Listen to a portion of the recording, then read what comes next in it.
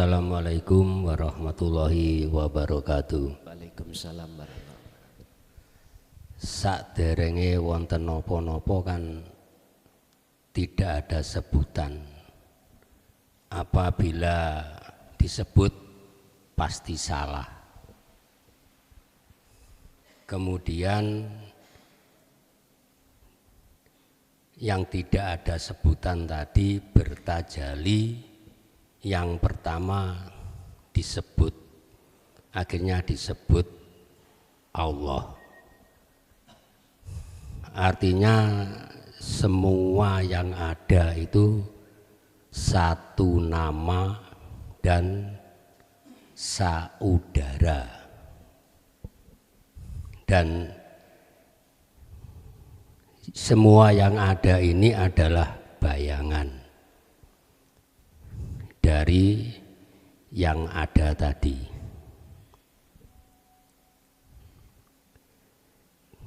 Dan nama-nama ini adalah nama bayangan dari Allah. Artinya setelah ada warna, bentuk dan rupa, nama-nama tadi sesuai dengan bentuk dan sifatnya. Kemudian setelah adanya yang disebut makhluk atau bayangan tadi dan timbul yang namanya maksiat dan taat. Padahal seperti yang ngomong ini kelihatannya dinamakan Jainal. Tapi ini kan sejatinya yang ngomong aku. Walaupun kelihatannya berbuat taat dan maksiat, itu kan perbuatanku. Dan Jainal kan gak bisa apa-apa. Lah setelah kembali ke tidak ada, kembalinya ke yang tidak ada sebutan tadi, kemudian kok ada timbul bahasa ada surga dan neraka, itu dari mana Gus? Sampun matur suwun. Wassalamualaikum warahmatullahi wabarakatuh.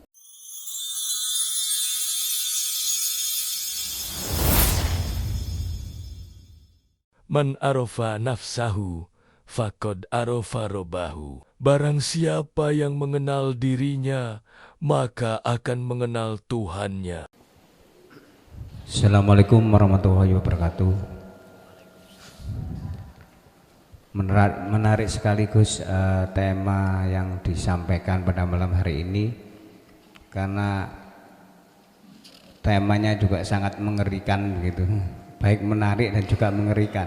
Karena apa? Karena orang-orang yang betul-betul mendapatkan predikat maksiat itu termasuk yang lalai. Padahal si salik walaupun masih duduk di musyahadah fana, itu pun juga masih terpeleset.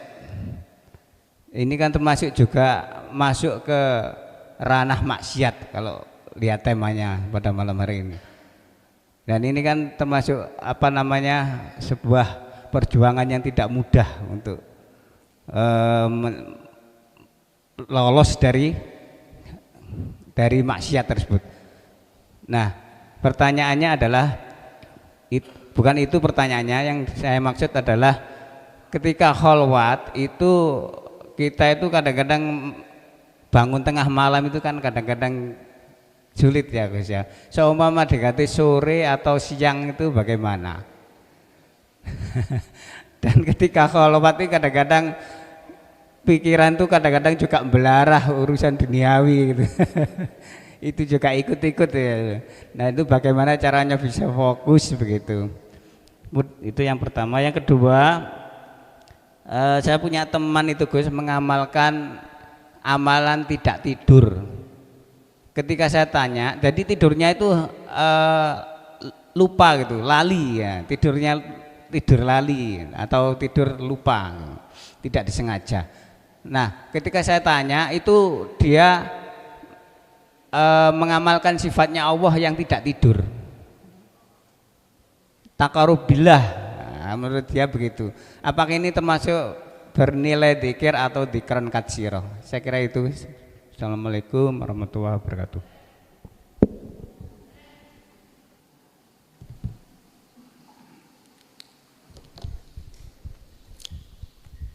Wa minal laili fasjud.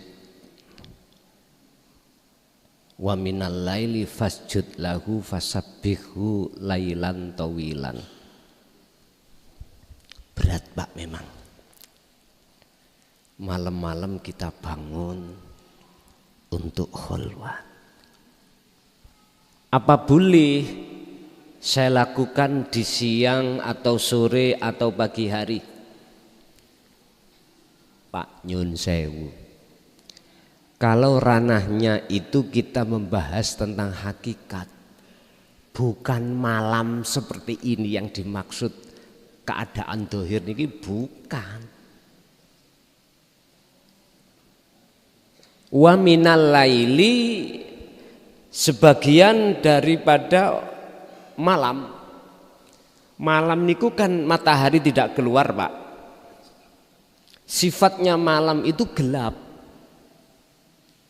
Lampu tidak ada, korek api tidak, pokoknya enggak ada cahaya. Itu sifatnya malam. Mengapa kita disuruh untuk tunduk dan bersuci diri di waktu malam? Apa maksudnya malam? Malam itu Pak, menyepikan hati dari perkara-perkara selain Allah. Jikalau hati sampean sudah tiada selain Allah dalam hati jenengan, berarti jenengan sudah netepi malam. Bukan malam-malam seperti ini yang dimaksud. Otomatis nur makrifat itu harus menyala.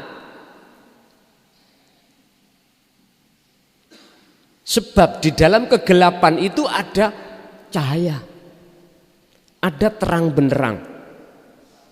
Persis seperti codot utawa kelelawar. Ketika enggak ada cahaya itu loh malah bisa melihat keadaan itu terang.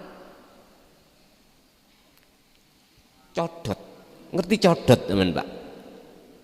Sing keluar malam nih loh, hewan yang keluar malam. Kelelawar juga. Makanya kalau siang hari mana kelelawar keluar? Enggak ada. Kalau ada, itu berarti kelelawar sing dipaksa. Dulu zaman kecil saya itu suka Pak goda kelelawar di dalam pupusnya gedang. Mesti ndelike ning kono. Golek nggen sing ngapunten, sing peteng-peteng ngoten. Bolehkah saya berkholwat tidak malam hari? Nyuwun sewu. Kita sudah tahu definisi kholwat. Itu tidak terikat waktu atau keadaan Pak. Artinya monggo supaya betul-betul jenengan iki mendapatkan alam yang gelap. Artinya hati bisa mendapatkan sesuatu alam di mana sudah tidak ada penghuni kecuali aku Allah. Otomatis Allah akan mendatangkan nur ma'rifatnya untuk mengusir penjajahnya hati tadi. Apa? Ya nafsu yang membuat semuanya itu sebagai proses hati kita ada selain Allah. baru ketemu malam yang sebenarnya. Akhirnya jenengan dadi codot. Nggih. Dadi codot. Justru gelap bagi orang lain, bagi jenengan adalah terang. Orang lain karena memandang semuanya makhluk, oh bersinar Pak. Dunia ini yang wujud. Akhirnya hatinya beriman yang wujud adalah makhluk. Lah Allah gelap bagi mereka-mereka. Tapi bagi jenengan justru yang gelap, yang sepi, yang gak ada iku makhluke.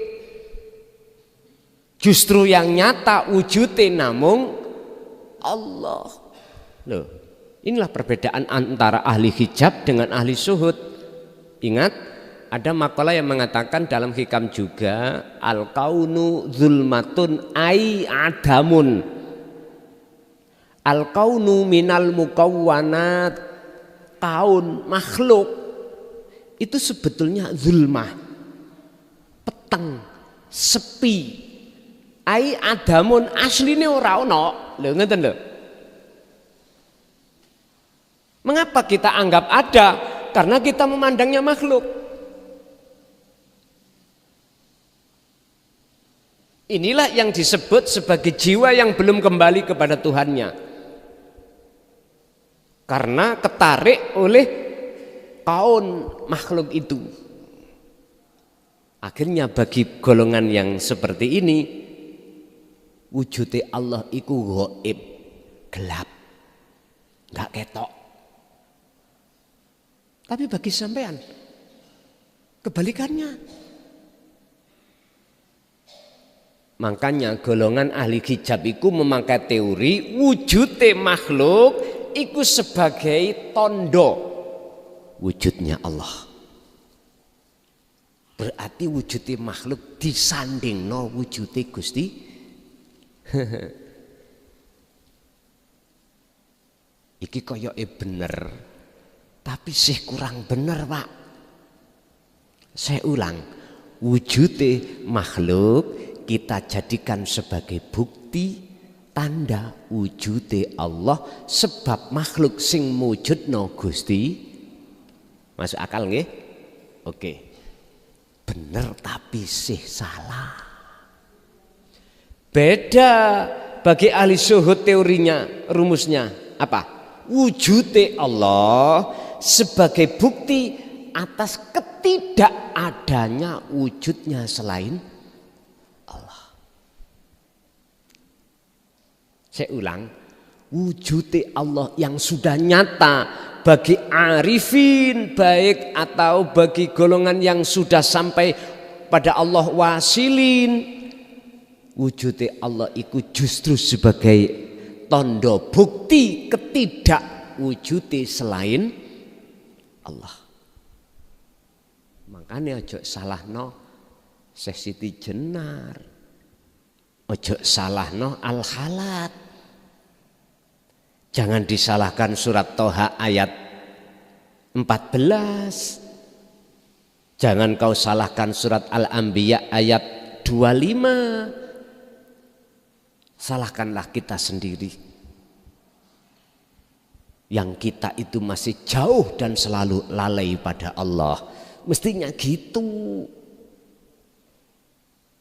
Justru adanya tauhid datang itu adalah kabar gembira. Mubasyiron, kabar gembira bagi kita yang berpuluh tahun jiwa ini tenggelam dalam jalannya nafsu.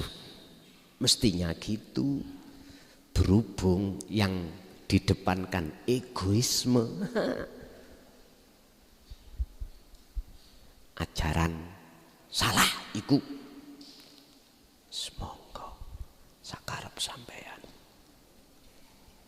Tak terus nih olehku ngaji ya. Yang kedua, aku punya teman yang punya amalan tentang tidak tidur. Iki bukan tidur mata dohir, Pak. Asli niku gak tidur mata ruh niki lho sing gak tidur. Lah mata ruh, mata hati dikatakan tidak tidur alias hidup. Mata hati yang fakotis tamsaka bil urwatil wuthqa lam fisau malaha, yang selalu zikir ingat pada Allah. Bukan moto dohir iki, Pak. Sing gak tidur itu bukan. Mboten saged jenengan nentang hukum jasmaniah iki untuk tidak tidur, mboten saged. Bahasa logis, mata itu punya hak istirahat alias tidur. Ada, telinga juga begitu, semuanya. Sebetulnya amalan yang tidak tidur, tidak makan itu adalah ruhaniyah. Mata ruhaniyah jangan dibuat untuk merem, harus melek terus. Walaupun jasad iki merem ataupun melek, meripat ati harus melek terus. Caranya bagaimana? Ya ayyuhalladzina amanu dzkurullaha dzikron katsiran fasabbihuhu bukratan wa asila. Niki Al-Azam 4142. Ati sampen ojo sampak putus oleh berzikir. Apa saged? Wis tak kudu dijajal, dilakoni. Memang betul Bapak tadi tatkala masih ada musyahadatul fana jelas lupa, ada lupanya. Cuman lupa sampean itu jelas tidak mungkin jenengan sengaja. Aslinya jenengan gak ingin untuk lupa kalau sudah tahu dzikir yang sebenarnya. Oleh karena jenengan kali kula diproses Allah di musyahadatul fana, musyahadatul kamil, kedua-duanya itu golongan mahfud, wajib untuk lalai. Jenengan mesti ngerti siapa yang mendzikirkan, siapa yang melupakan. Niki jenengan tahu.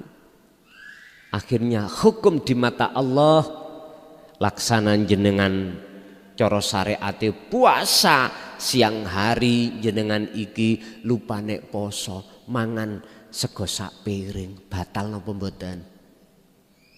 Lupa jenengan batal mboten? Mboten. Syariat maksudin jenengan iki dalam hal mengingat pada Allah, nggak ada unsur sengaja untuk melupakannya, maka itu di mata Allah masih dimakfu.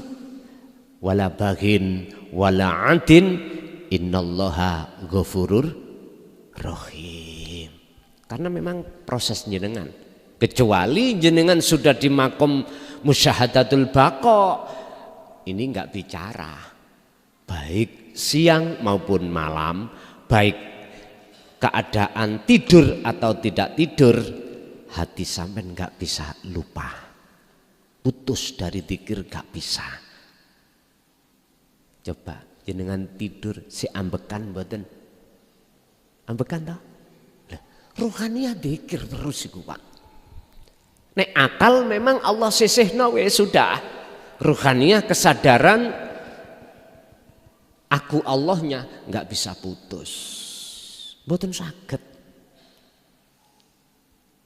Semua itu melalui beberapa proses. Jadi kesimpulannya yang dimaksud amalan yang tidak tidur itu bukan jasmani Bapak Ibu, tapi mata rohani.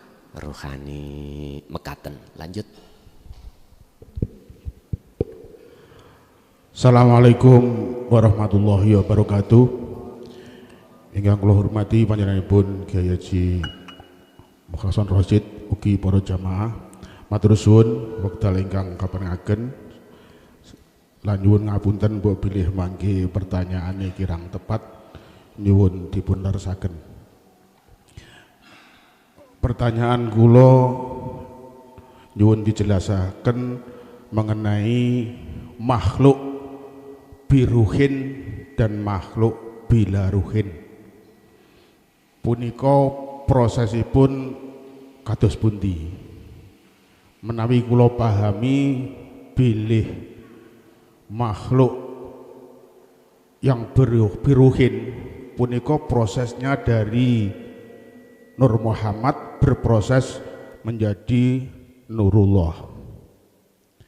Yang saya tanyakan adalah makhluk bila ruhin niku prosesipun kados pundi? Lah makhluk yang bila ruhin punika disebut nopo?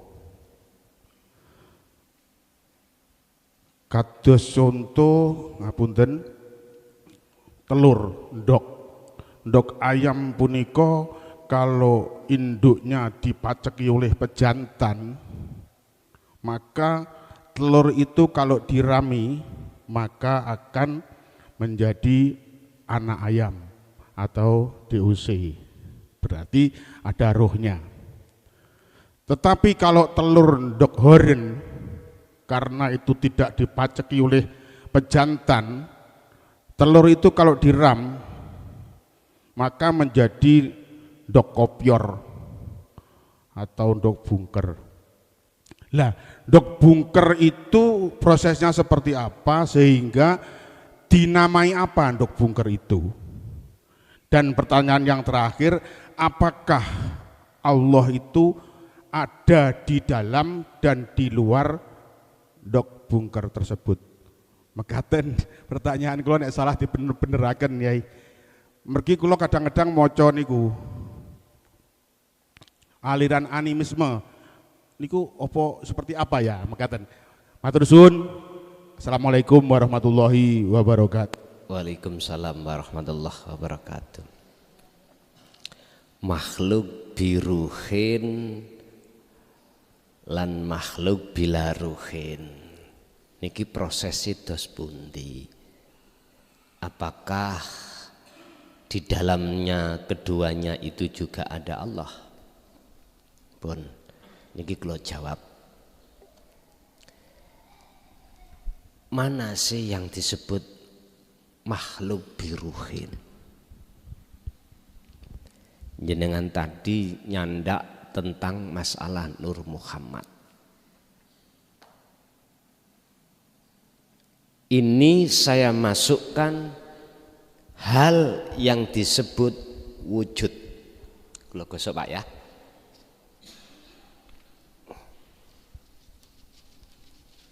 Inilah Pak perbedaan antara wujud dengan Adam. Makhluk biruhin dan makhluk bila ruhin. Sederhana. Antara khalik dengan makhluk. Wis khalik dhisik.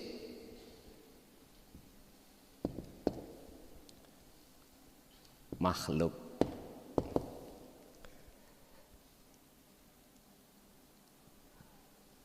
Akhirat, alam dunia. Ruh, jasad, atau disebut makhluk biruhin. Kalau ini makhluk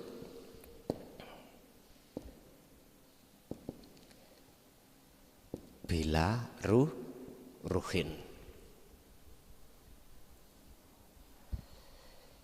Iki kosong tapi berisi, iki berisi tapi kosong. Iki cahaya, iki kegelapan.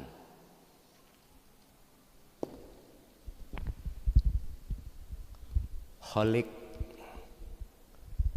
yang menciptakan, makhluk yang diciptakan. Wujud Adam. Ada, tidak ada. Akhirat yang tidak ada, dunia. Yang ada ruh, yang tidak ada. Ini secara hakikat loh Pak, ya. Makhluk biruhin berarti ada, sing bila ruhin tidak ada. Cahaya kegelapan. Pertanyaannya, apakah khalik akhirat ruh biruhin kosong tapi berisi? Apakah itu Allah wujudnya?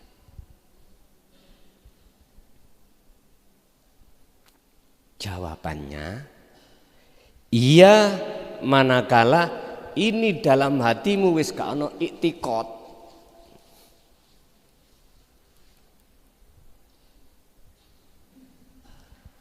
La farqa bainahum fi qalbikum, apabila tidak ada alias semuanya ini sudah hangus, gak ada bedanya antara wujud Allah, khalik, akhirat, ruh, makhluk biruhin, dan seterusnya.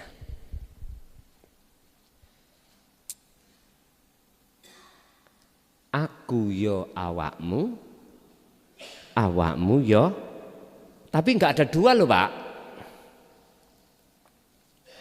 Makanya mengapa di dalam Al-Quran Asmaul Husna 99 mulai Ar-Rahman, Ar-Rahim sampai As-Sabur itu nggak ada ketika sudah masuk di dalam Asma Jalalah Allah. Lesan mengucapkan Ar-Rahman, sejatine Allah. Jadi 99 itu sudah dicecep menyang Asmaul Jalalah. Isim Jalalah apa Allah. Jadi Ar-Rahman sudah nggak ada, Ar-Rahim nggak ada. Ini maksudnya seperti itu Pak. Nek jenengan tangklet prosesi persis kali prosesi dunya iki ono apa ora. Kalau kita bahasa proses lo ya, sangkan paraning dumadi atau innalillahi wa inna ilaihi rajiun.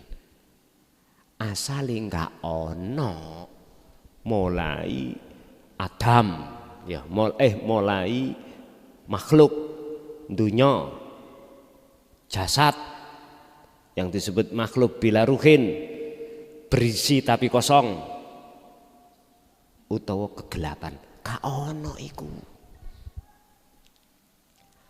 Adanya sebab diadakan oleh yang ada, iki proses.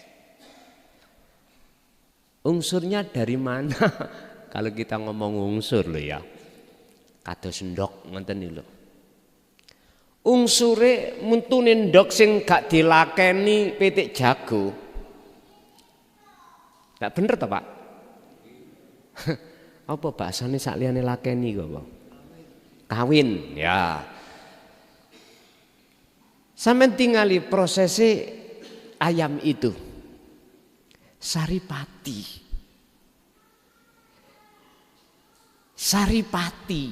Saripati tanah. Apa yang dihasilkan oleh tanah bermacam-macam. Jenengan nandur, mohon maaf, di tanah padi nggak sama rasane sampai nandur jeruk, padahal sumbernya sama. Mengapa tidak sama? Padahal asalnya teko lemah, semua dari tanah.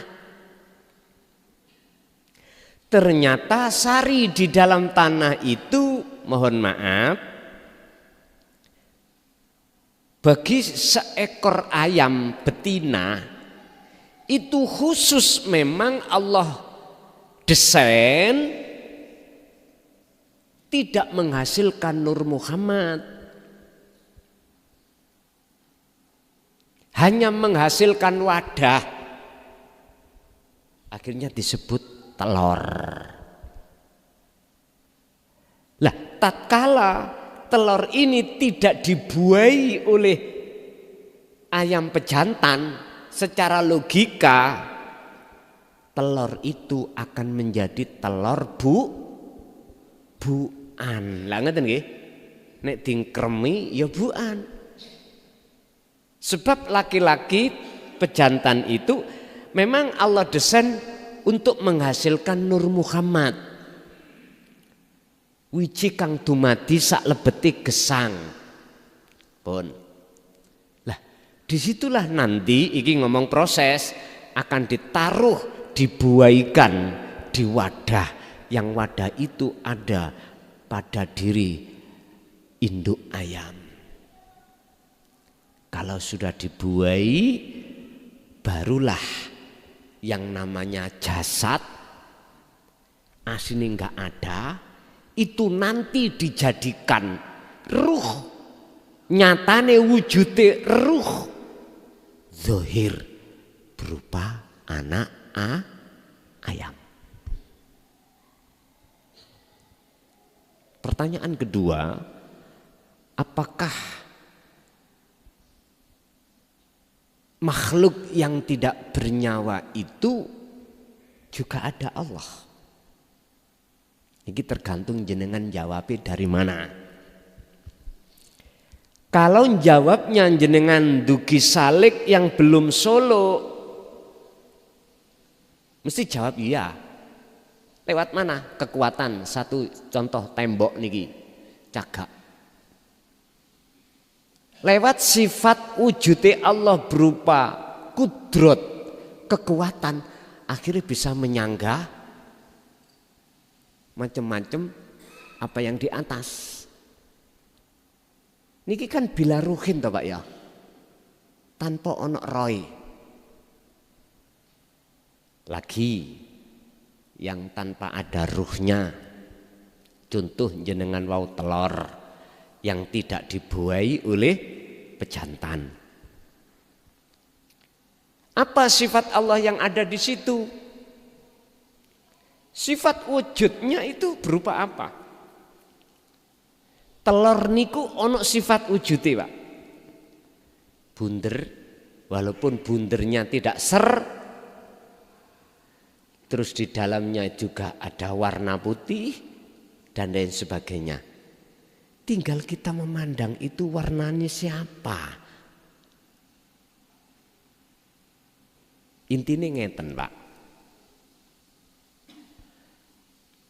Kalau kita masih menjawabnya di salik, itu masih meraba-raba antara iya dan tidak, walaupun itu benar. Tapi kalau jawabnya jenengan dari sisi yang sudah diwasil, jawabnya gini, Allah itu di mana-mana dan tidak kemana-mana. Pun jawabannya ada di situ. Apakah Allah itu juga ada di makhluk yang tidak bernyawa? Beliau itu jawabnya itu bukan ya di situ, enggak. Kalau dia menjawab iya di situ, berarti Allah itu butuh tempat. Lawang Allah itu bila ruhin, Allah itu gak butuh tempat. Berarti selain Allah kan sudah tiada Pak. Berarti bab tempat, bab masalah biruhin atau bila ruhin, kalimat itu sudah tidak ada. hanya satu kalimat yang tidak bisa dikatakan. Umpama dikatakan karena alasan ilmu, maka jawabannya itu ada di surah Al-Anbiya 25, di surah Toha ayat 14. Apa di situ? Aku. Jawabannya cuman aku. Pun nek tumibo sampun sampai di situ, diem Pak Bun. Aku. Karena lainnya sudah nggak ada sudah. Sehingga perbedaan antara Khalik, Allah, akhirat, ruh, atau makhluk yang bernyawa, ataupun kosong iku berisi atau cahaya, kalimat-kalimat itulah ibsorun wa mubsorun wa basarun sudah fana semuanya. Sehingga dalam hadits qudsi Allah katakan, janganlah kau menyembah namaku, sifat dan zatku, jangan, sembahlah aku. Artinya nopo niki? Jenengan dituntut dalam hatiku tajalli Pak, niki lho maksudnya. Muncul yang rasa iman itikat yang ada hanyalah Allah, akunya Allah.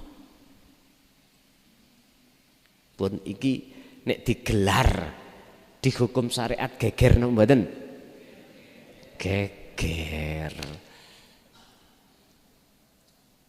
Geger. Saya sudah tidak memandang gegeran nih Pak. Saya tidak memandang terima dan tidak diterima, enggak. Saya harus sampaikan kebenaran ini. Sekalipun pahit kurasa. Aku mboten napa-napa. Sampai jotak itu gak apa-apa. Ngerti dijotak ya? Didrengkeni lho. Mboten napa-napa.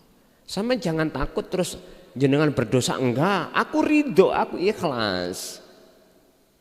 Apapun jenengan manggil saya ikhlas itu. Jangan khawatir Pak. Jangan khawatir bagi panjenengan yang belum bisa menerima dan menganggap apa yang kusampaikan itu sesat dan menghina saya. Jangan khawatir, aku selalu maafkan. Paham nggih?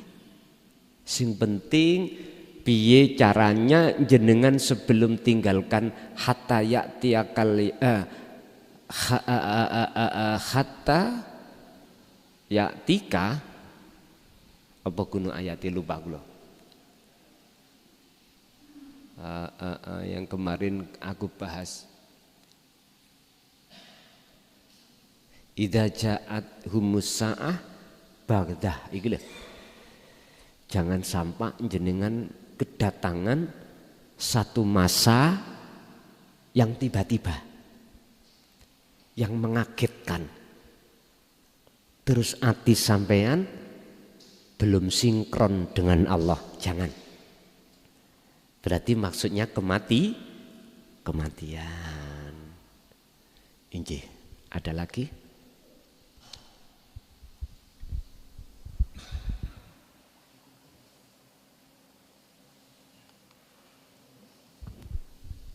Mungkin ibu kita lari, oh ada, monggo.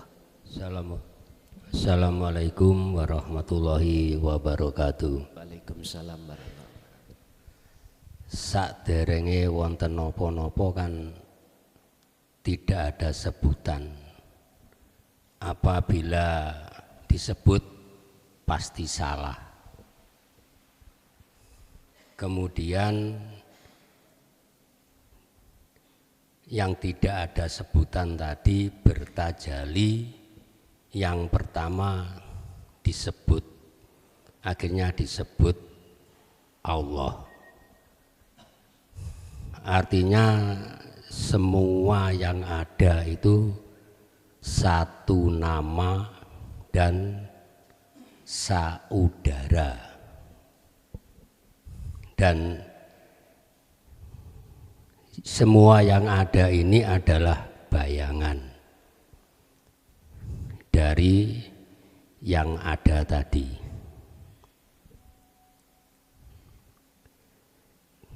Dan nama-nama ini adalah nama bayangan dari Allah. Artinya setelah ada warna, bentuk dan rupa, nama-nama tadi sesuai dengan bentuk dan sifatnya. Kemudian setelah adanya yang disebut makhluk atau bayangan tadi dan timbul yang namanya maksiat dan taat. Padahal seperti yang ngomong ini kelihatannya dinamakan Zainal, tapi ini kan sejatinya yang ngomong aku. Walaupun kelihatannya berbuat taat dan maksiat, itu kan perbuatanku, dan Zainal kan gak bisa apa-apa. Lah setelah kembali ke tidak ada, kembalinya ke yang tidak ada sebutan tadi, kemudian kok ada timbul bahasa ada surga dan neraka, itu dari mana Gus? Sampun matur suwun. Wassalamualaikum warahmatullahi wabarakatuh. Waalaikumsalam warahmatullahi wabarakatuh. Sama enggak orang buta dengan orang yang tidak buta? Enggak sama nggih? Enggak sama. Mengapa harus ada perbedaan? Mengapa harus ada sebutan?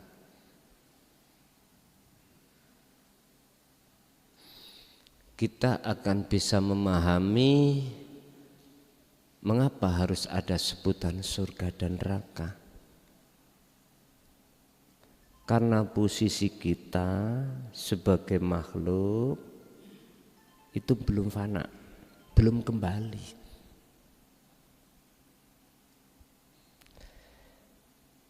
Anik budullaha wastanibut taghut.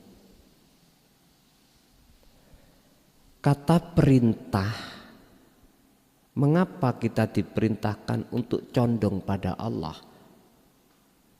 Wastanibut taghut, dan tidak boleh condong kepada taghut. Mengapa harus ada perintah itu? Perintah itu diturunkan iku sebab di bawah ada yang melanggar. Ada yang melanggar. Kita mengapa diperintahkan oleh pemerintah bagi pemotor wajib helman? Apa asbabun nuzulnya? Di proses-proses kalau kecelakaan itu kebanyakan yang tidak berhelman itu kepala ini bahaya benturan. Oleh karena pertimbangan bahaya lebih besar, maka pemerintah mewajibkan pakai helm. Akhirnya dimasukkanlah undang-undang laka. Wajib bagi pengendara ketika mengendarai motor wajib pakai helm. Nek tahun 70 sampai 80 insya Allah belum ada itu.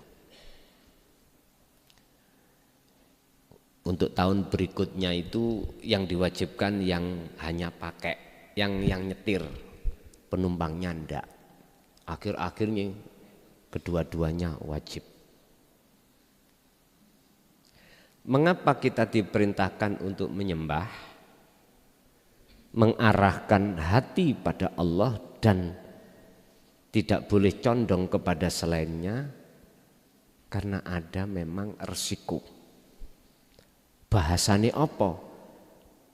anar, siksa, resikune. Akhirnya muncul perintah bahasa hakikat karena kondisi hati kita dalam keadaan tidak baik saja. Tenggelam di dalam kepentingan nafsu. Apakah Allah rugi jikalau tidak disembah? Apakah sifat ketuhanan Allah akan berkurang ketika orang Indonesia tidak mau menyembah? Kok perintah-perintah barang Allah ini? Pak, Bu, berhubung tadi pertanyaannya mengapa harus ada sebutan, maka di bawah kita itu harus meneliti asbabun nuzulnya. Mengapa kita harus menjalankan perintah dan meninggalkan larangan? Disitulah alasannya jikalau ada sebutan itu. Akhirnya sudah di kotak-kotak yang menjalankan larangan dan meninggalkan perintah, kotak ani jelas. Yang menjalankan perintah dan meninggalkan larangan, kotak ani jelas. Bahasa syariat. Sekarang bahasa hakikat.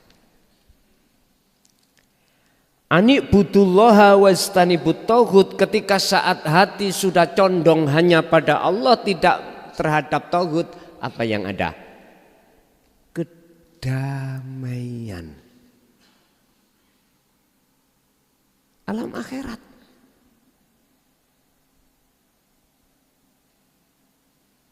Alladzina yadhkurunallaha qiyaman wa qu'udan wa 'ala junubihim. Orang-orang yang hatinya selalu senantiasa dalam keadaan berdiri, duduk atau berbaring itu selalu ingat Tuhannya, mereka itulah yang dikatakan di dalam surah Ar-Ra'd ayat 28, alladzina amanu wa tatma'innu qulubuhum bidzikrillah. Mengapa dia bisa mendapatkan kedamaian? Karena bisa bertemu Allah. Mengapa dia bisa bertemu Allah? Bidzikrillahi, kelawan karena dia sebab berzikir. Berarti dalam hukum hakikat sebutannya kedamaian. Orang menerjemahkan damai iki, Pak, boten saged. Piye yo gambarane damai kuwi apa yo? Kita hanya bisa merasa, nggak bisa menggambarkan. Kita hanya bisa merasa tapi tidak bisa menyebut. Oke lah, secara syariat disebut al-jannah rahmah, monggo secara syariat.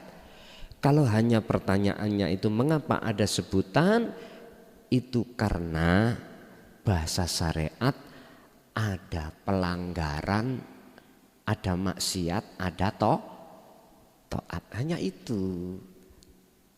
Tapi bagi mereka yang sudah sampai pada akad, mana ada sebutan. Yang ada adalah damai. Lah sing damai yo cuman aku saja. Lah aku saja suhudul wahda fil kasroh, banyak di dalam tunggal atau tunggal di dalam banyak. Makanya dalam Al-Quran ada kalanya Allah menyebut mutakalim, artinya makna tunggal. Ada yang mengatakan makna jamak. Nahnu, ada yang mengatakan mutakalim ana, mufrad, ada seperti itu. Mengapa Allah kalau esa tunggal itu kok memakai kalimat nahnu? Nek cara bahasa nahwu kan salah Pak ya. Nah salah. Salah banget.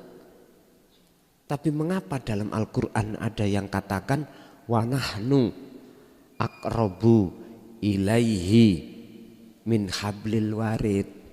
Kok Allah mengatakan kita? Ada apa dengan kita?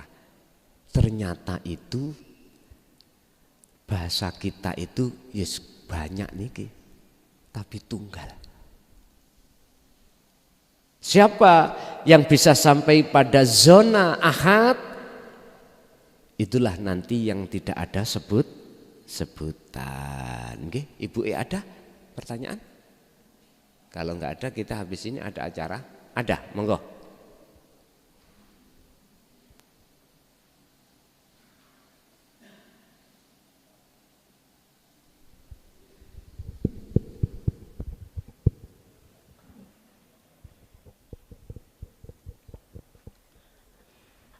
Assalamualaikum warahmatullahi wabarakatuh.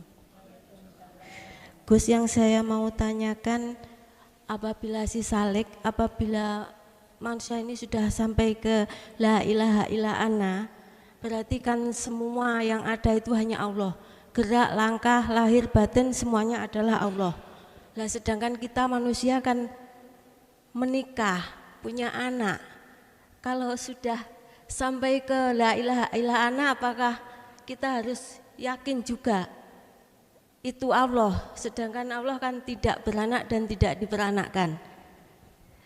Mohon dikoreksi apabila ada kesalahan dari pertanyaan saya.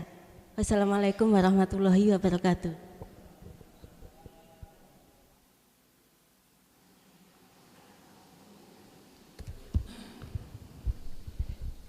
Inilah Bu yang dimaksud suhudul wahdah fil kasroh.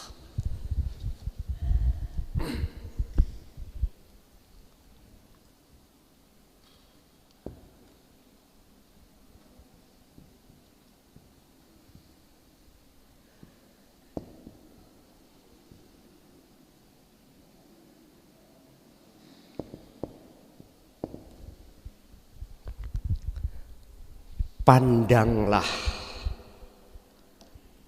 ahad di dalam banyak.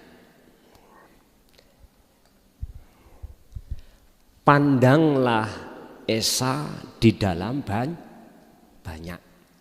Suami, istri, anak. Ini gak banyak toh. Lah pandang yang ahad itu yang mana? Hidup. Hidup diri panjenengan, suami dan anak. Kalau hidup berarti itu enggak ada dua. Ilahukum ilahu wahid. Dasarnya apa? Siapa yang menguasai makhluk semuanya? Sinten? Allah tah? Lah, hidup urip ikulah maksudnya wujudullah. Fi kulli mukawwanat khafiyun ay hayyun wa huwa wujudullah. Di dalam setiap seluruh makhluk itu ada sesuatu yang samar, artinya ay hayyun, urip, hidup. Lah hidup ini wa huwa wujudullah, wujudi Allah, bukan sifat. Bukan. Hayyun memang terkenal adalah sifat. Ndi sing disifati, sing dimausufin di, itu tadi yang tidak bisa disebut. Dadi pun ningali gebyar dohiri Pak Bu, makhluke, pun ditingali makhluke. Lihatlah siapa yang berkuasa. Kalau jenengan memandang yang berkuasa, maka la farqa bainahum, tidak ada bedanya antara hidup yang ada pada diri seorang istri, suami, anak. Gak ada. Niku carane. Mangkane fungsine su'aul basyirah, dzikir rasa itu ada di situ untuk melebur mukawwanat atau makhluk-makhluk itu. Satu sisi supaya hati kedorong untuk menyaksikan wujudnya urip iku mau. Baru nek di sini kalau sudah sampai di situ nggak ada kalimat bagi Allah nyun sewu lam yalid walam yulad. Allah tidak beranak dan tidak diberanakkan pula. Pekaten. Ibu tasik wonten? Cukup Bapak Ibu nggih? Al-Fatihah.